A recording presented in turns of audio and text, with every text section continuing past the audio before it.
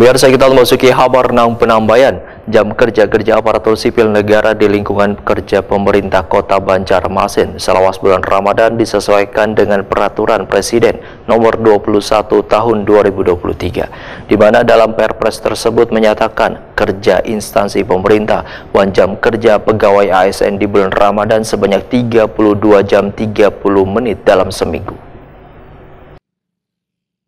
Jam kerja aparatur sipil negara di lingkungan kerja pemerintah Kota Banjarmasin selawas bulan Ramadan disesuaikan dengan Peraturan Presiden Nomor 21 Tahun 2023, di mana dalam Perpres tersebut menyatakan jam kerja instansi pemerintah jam kerja pegawai ASN di bulan Ramadan sebanyak 32 jam 30 menit dalam seminggu. Namun belum termasuk jam istirahat, sedangkan waktu istirahat di hari Jumat ditetapkan 60 menit, selain hari Jumat selawas 30 menit. Dalam Perpres diatur pula masuk kantor ASN adalah pukul 8 WITA, pulangnya pukul 16 WITA. Demikian dipadahkan Sekretaris Daerah Banjarmasin Ihsan Budiman, Waitakoni Prima TV tengah hari Rabu 13 Maret 2024.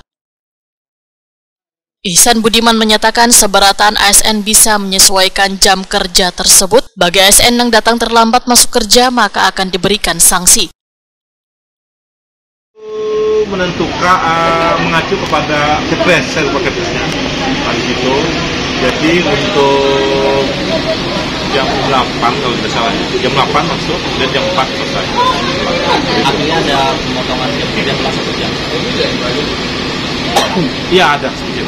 Ada, kemudian di hari Jumat itu ada sampai jam 11 terus ya. Nanti ini kan ya dengan organisasi. Dengan pemotongan jam kerja ini gimana Pak untuk imbauannya kepada para ASN selama Ramadan? Saya pikir produktivitasnya tidak terganggu.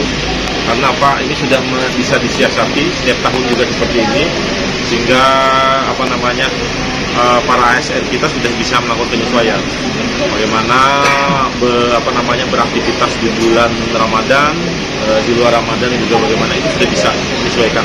Jadi saya pikir tidak berpengaruh. Ada sanksi Pak bagasan ASN yang datang telat Pak? Kalau itu kan secara umum, jadi tidak hanya bulan Ramadan ya.